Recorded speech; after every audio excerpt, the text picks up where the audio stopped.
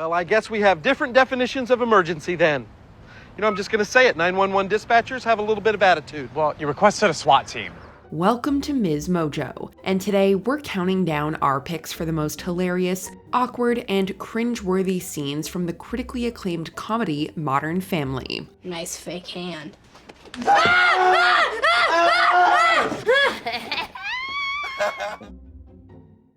Number 20. Cam introduces Lily to the family. I have something that I need to tell you guys.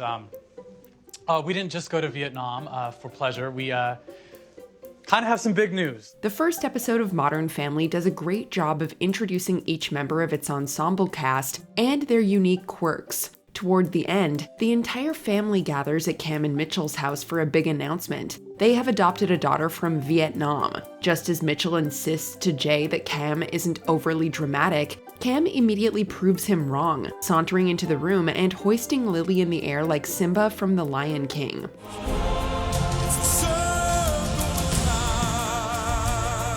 We adopted a baby. Her name is Lily. Of course, the moment wouldn't be complete without Circle of Life playing in the background. It was the perfect introduction to Cam's flair for theatrics, a trait he would showcase even further in the episodes to come. Exciting! Just turn it off. I can't turn it off. It's who I am. The music. Yes, the music. Number 19. Gloria jumps in the pool to save Stella. Are you saying that Stella is stupid? Are you covering her ears? Let's have a little compassion. She's probably still traumatized from her near-death experience.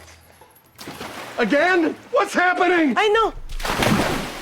Few rivalries on the show were as intense as that between Gloria and Jay's beloved dog Stella. In this season 3 episode, things escalate when Jay notices Stella repeatedly jumping in the pool and concludes she must be trying to end it all. Naturally, he blames Gloria, convinced that her disdain for the dog has driven her to despair. By the end of the episode, Gloria finds herself having to talk Stella off the pool's edge before she takes another leap. You're a perfectly fine dog. I don't hate you. Stella, okay, I was a little mean to you. With no other option, she throws herself in the pool, decked in an evening gown, and heroically pulls Stella out, only to receive very little appreciation from Jay. Gloria may be fiery, but let it never be said that she lacks heart. Get her a towel. She's shaking like a leaf.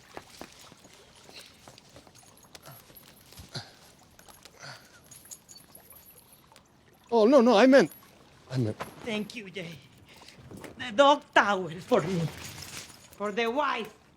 Number 18. The Franklin Middle School Musical. From Zimbabwe to Algeria, come on, let me hear ya. These are the countries, these are the countries. Cam recently became Franklin Middle School's interim musical director. Go, Franklin. Cam never misses a chance to flaunt his musical side. So when the music director at Luke and Manny's school mysteriously falls ill, he swoops in as the interim replacement for their spring musical. Unsurprisingly, Cam lets the power go to his head, revamping the show with a new theme and micromanaging the kids to exhaustion. Okay, break's over, everyone. Let's take it from the top. Listen, we're running 20 minutes long, so we're gonna go ahead and cut the Bollywood number. Can I go? I'm late for soccer practice. You know who else missed soccer practice, Delroy?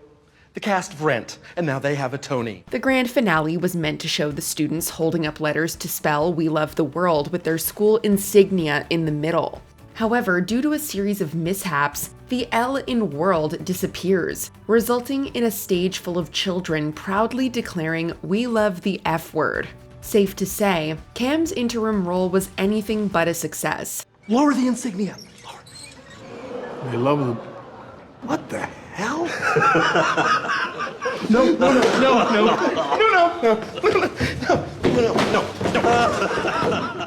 Number 17. Jay and Manny at the courthouse. Look at that line.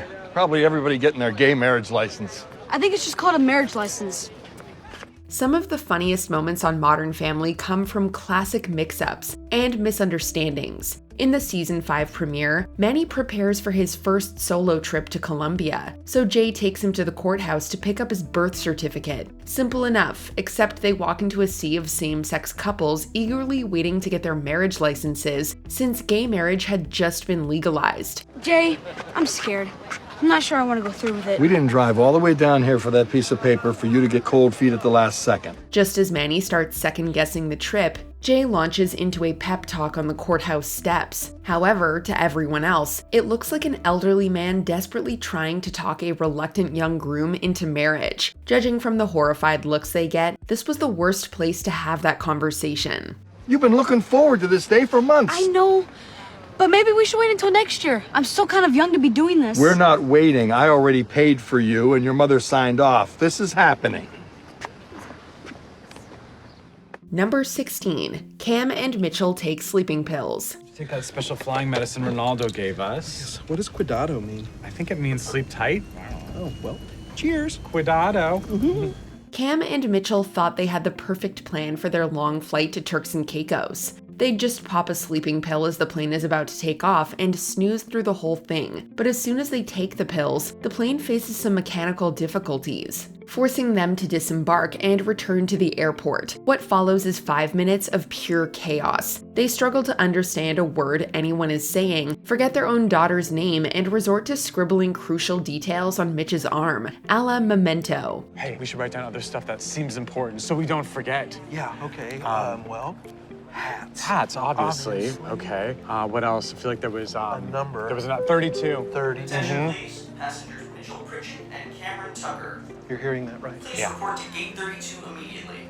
Are we in trouble? I don't know. He sounds mad. He does.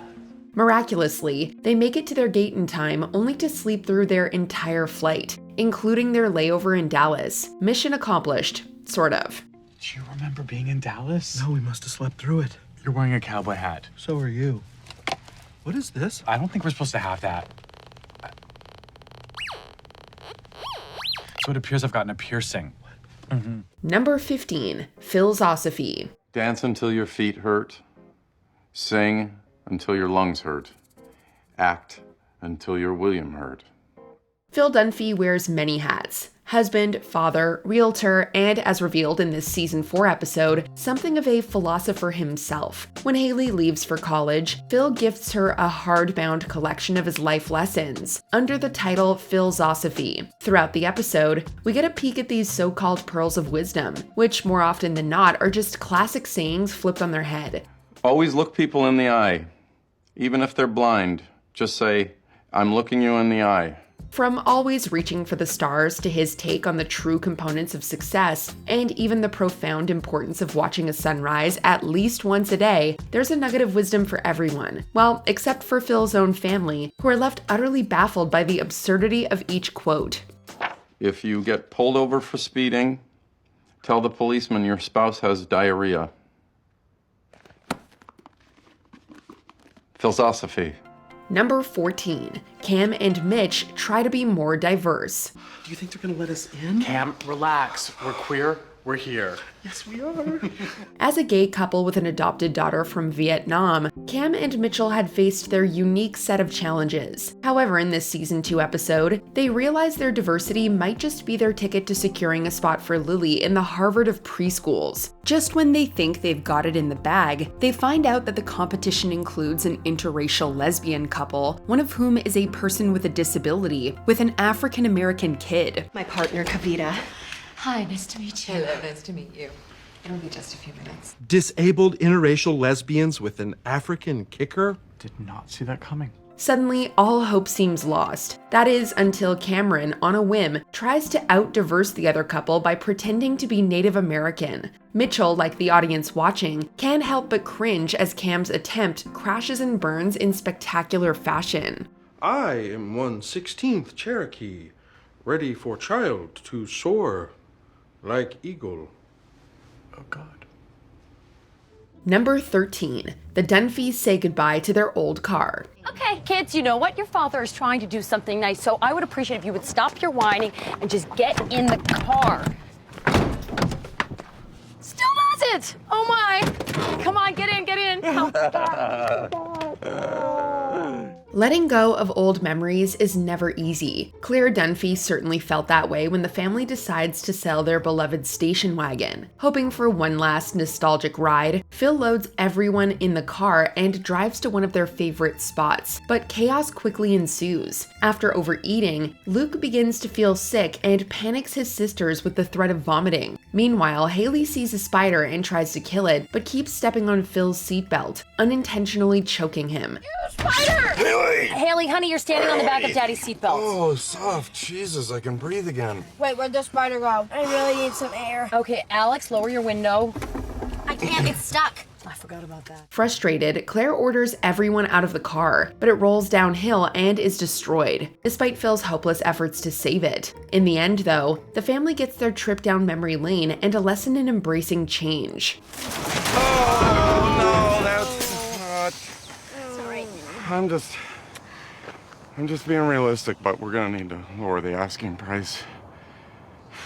Number 12. The Godfather spoof. I now invite the Godfather and the Godmother to join us. Don't worry. I'll take care of everything tomorrow. That may not be necessary, my wife.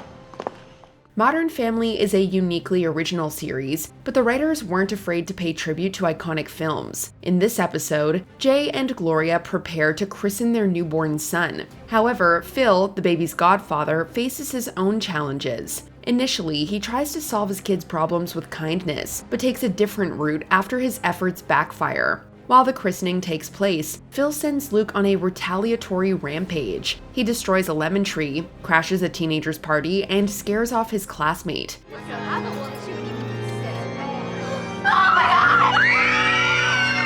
I do renounce them.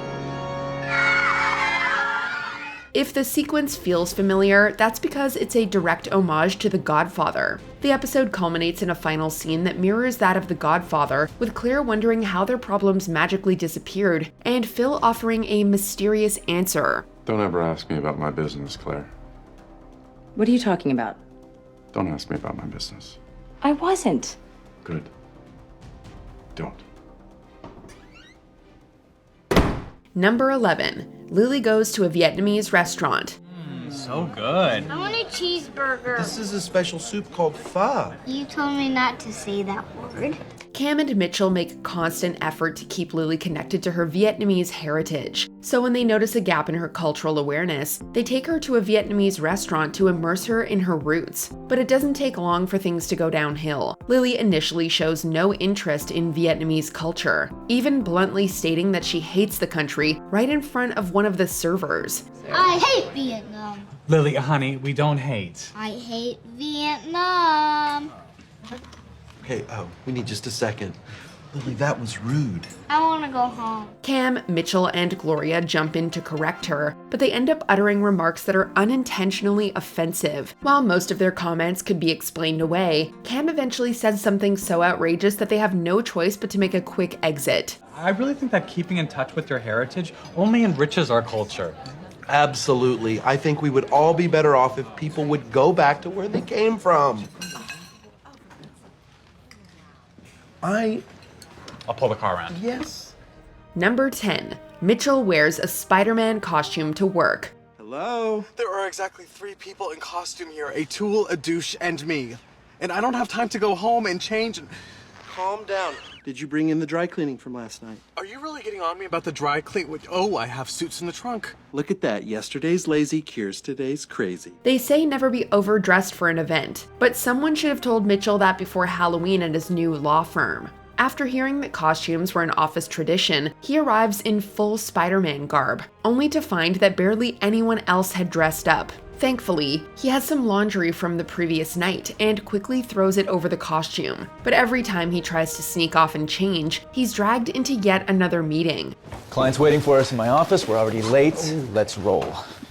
Oh, you've really been hitting the gym. What the hell is that noise? When Mitchell finally makes it to the restroom, he suffers a wardrobe mishap, forcing him to channel his inner Spider-Man just to reach his car to retrieve his other suit. Despite his best efforts, though, the entire office still catches him in costume. No. No. No. Okay.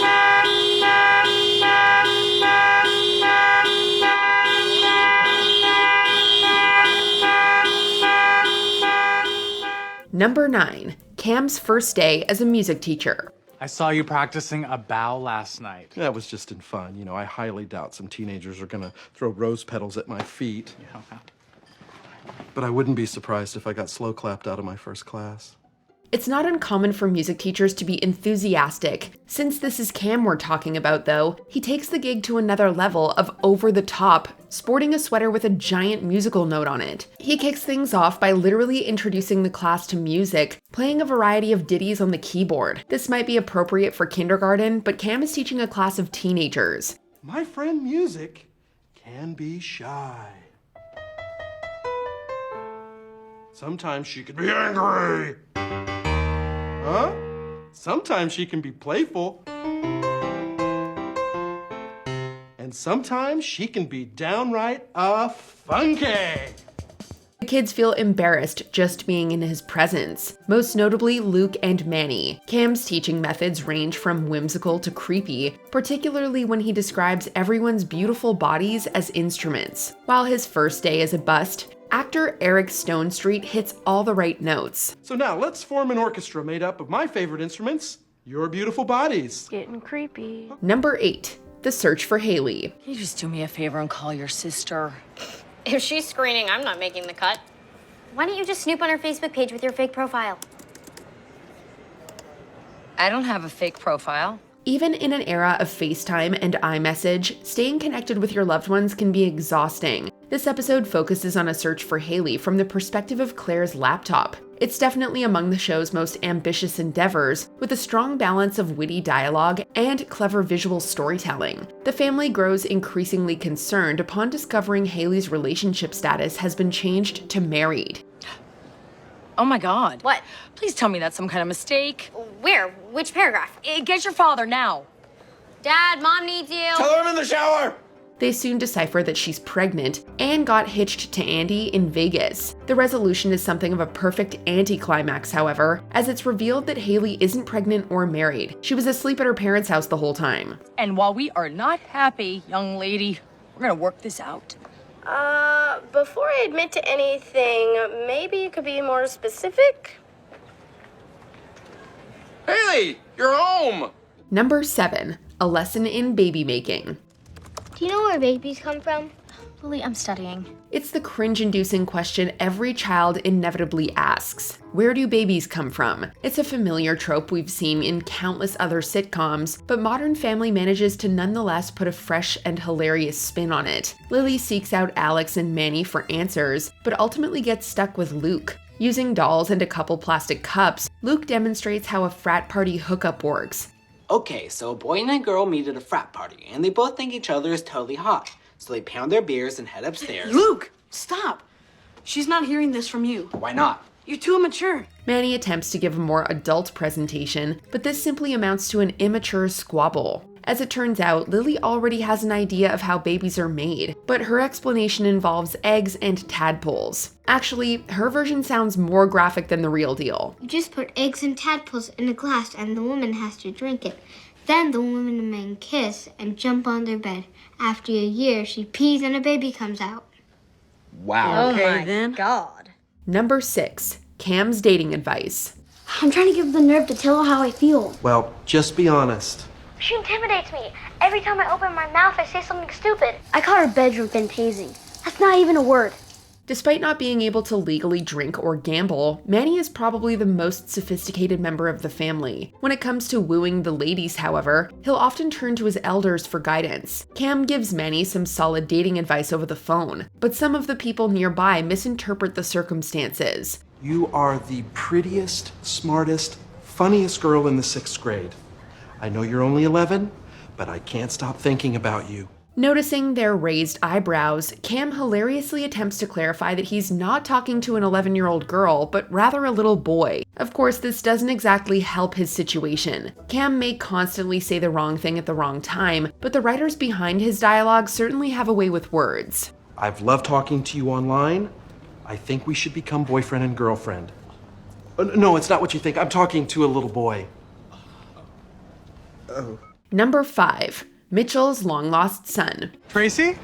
Oh my God, Mitchell. This is Cameron, my partner, and our daughter Lily. Wow. Oh, Cam, this is Tracy. Oh, Tracy. Oh, hi. Mitchell's experimentation with women may have only resulted in one sexual encounter, but that's all it takes to procreate. Matters take more than a few shocking turns when Mitch and Cam cross paths with Mitchell's ex-girlfriend, Tracy. Spotting Tracy with a redhead that appears to be around 8, they jump to the conclusion that Mitch has an illegitimate son. Like Mama always said, our children are just miniature versions of us. Come on. Cam. The two eventually decide to meet the child, but don't get what they expected. It turns out Tracy was actually with her husband, a little person with ginger hair identical to Mitch's. Apparently, Tracy has a type. With great buildup and an ingenious payoff, this subplot results in one of the show's biggest laughs. I wanted to introduce you to Mitchell and Cameron. This is my husband. Hey, how you doing? Hey, what's up, dude? How you doing? Good, Nice good. to meet you. Yeah, hi, Cameron. Hi there. Yeah. So, how do you know Tracy? Mitchell took me to the prom. The prom. Number 4. Lily visits the dry cleaner. We knew that there would be a bump today, and here it is. We're getting it done early. This is our bump. Okay, so this is our bump. Even with the legalization of gay marriage in California, the walk down the aisle is anything but smooth for Mitch and Cam. The couple faces a laundry list of problems on their big day, a highlight being a dry cleaning mix-up. They race to pick up the right tuxedo, only to discover a closed sign. I can't handle this.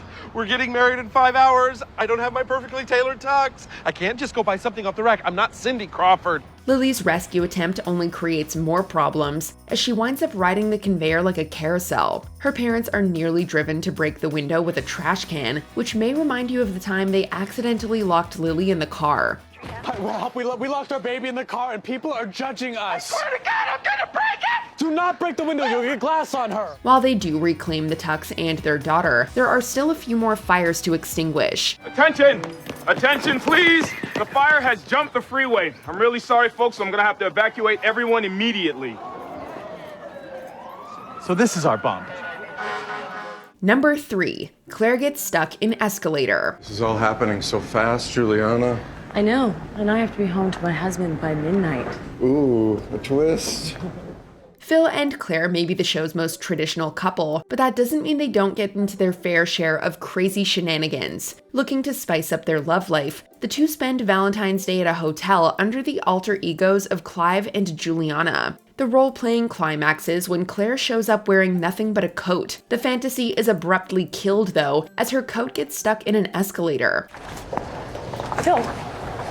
Phil, my coat is stuck. Who's Phil? No, not now. Seriously, my coat is stuck. Oh, honey, take off your coat. Are you kidding me? Pull it. Oh, my goodness. Pull it. What's worse, seemingly everybody is at the hotel that night, from Phil's coworker to the school principal to Jay and Gloria. The situation is as hysterical as it is uncomfortable, but at least Gloria has Claire covered. Wow, okay. It has happened to me before. That was impressive. Take it down a notch, Clive. Number 2. Dylan performs in the moonlight. Play something, bro. Well, I guess so if you want me to. Could all use a nice tune right now. Upon meeting Haley's boyfriend, Dylan, Claire and Phil immediately assume that he's a no-good punk who's just looking to get into their daughter's pants. They have a change of heart, however, after Dylan brings the feuding family together in harmony. As Dylan plays an affectionate love ballad he wrote for Haley, they're almost convinced to let them go to a concert together. The moon is shining on your face, 'cause it finally feels it's found its place. A few explicit lyrics later, however, they've firmly changed their minds back. Both the song itself and everyone's reactions to it are nothing short of priceless. The laughs don't end there, though, as the family is unable to get the catchy tune out of their heads the following morning. And it finally feels it has found its place, 'cause Baby, I just wanna do you. Baby, you could do me, and I will do you. Before we continue, be sure to subscribe to our channel and ring the bell to get notified about our latest videos. You'll have the option to be notified for occasional videos or all of them. If you're on your phone, make sure you go into your settings and switch on notifications. Number 1. Claire and Phil get caught in the act. It's our parents' anniversary, so we're surprising them with breakfast in bed. They're impossible to buy for. We think. We've never really tried. This episode actually earned the show an Emmy. Though well written from start to finish, the standout moment occurs early on, as the Dunphy children attempt to surprise their parents with breakfast in bed for their anniversary. What lies behind the bedroom door is the epitome of awkward, as they stumble upon, well, just watch. Ready? 1, 2, 3.